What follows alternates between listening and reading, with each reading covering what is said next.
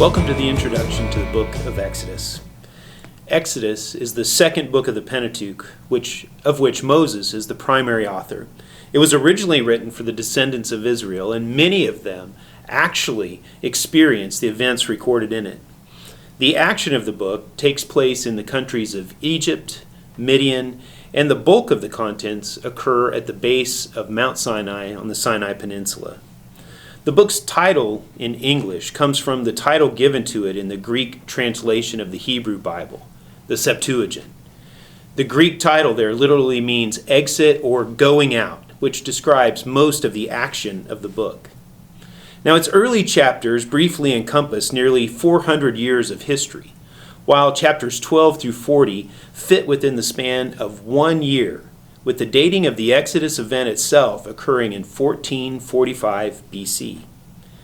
The Exodus from Egypt is the fulfillment of God's words to Abraham in Genesis 15, where it says this, "Then the Lord said to Abram, know for certain that your offspring will be sojourners in a land that is not theirs, and will be servants there, and they will be afflicted for 400 years.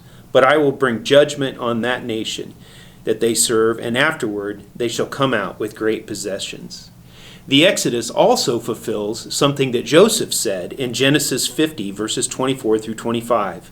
"And Joseph said to his brothers, I am about to die, but God will visit you and bring you up out of this land to the land that he swore to Abraham, to Isaac, and to Jacob."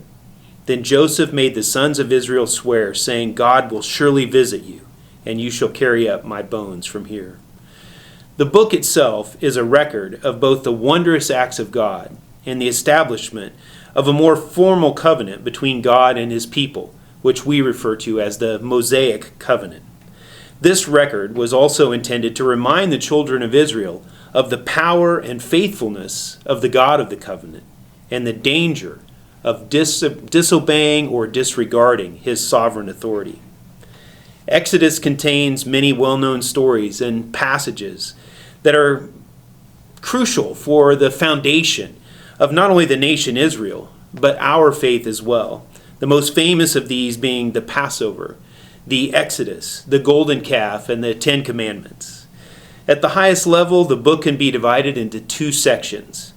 God provides redemption and deliverance in chapters 1 through 18.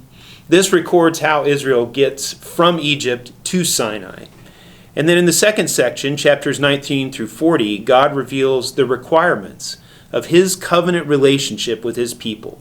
And all of this in chapters 19 through 40 take place at the base of Mount Sinai. It's in Exodus that God first identifies himself by the name Yahweh. His name implies that he is the covenant-keeping God who is faithful to his word. The major themes of the book can be seen clearly in some passages. In fact, here are 3 passages that provide an excellent summary of the entire book and its themes. Exodus 6, verses 5 through 7. "Moreover, I have heard the groaning of the people of Israel, whom the Egyptians hold as slaves, and I have remembered my covenant. Say therefore to the people of Israel, I am the Lord, and I will bring you out from under the burden of the Egyptians, and I will deliver you from slavery to them, and I will redeem you with an outstretched arm, and with great acts of judgments. I will take you to be my people, and I will be your God, and you shall know that I am the Lord your God, who has brought you out from under the burdens of the Egyptians." Or here in Exodus 15, verse 11 through 13, God says, Who is like you, O Lord, among the gods? Who is like you, majestic in holiness, awesome in glorious deeds, doing wonders? You stretch out your right hand, the earth swallowed them. You have led in your steadfast love the people whom you have redeemed, and you have guided them by your strength to your holy abode. That's actually an excerpt from the Song of Moses after the children of Israel had traveled through the Red Sea to the other side. And now in Exodus 19, verses 4 through 6, "You yourselves have seen what I did to the Egyptians, and how I bore you on eagle's wings, and brought you to myself. Now therefore, if you will indeed obey my voice, and keep my covenant, you shall be my treasured possession among all peoples, for all the earth is mine, and you shall be to me a kingdom of priests and a holy nation." In those passages, we find the themes of promise and covenant. We also see the themes of God's sovereign power and judgment, as well as his acts of deliverance and redemption. Other prominent themes emphasized throughout the book include the emphasis on the people belonging to God and his personal presence with his people. The last being amplified by the plans for and construction of the tabernacle, the place where the presence of God will dwell with his people and where they can come to offer their sacrifices in worship.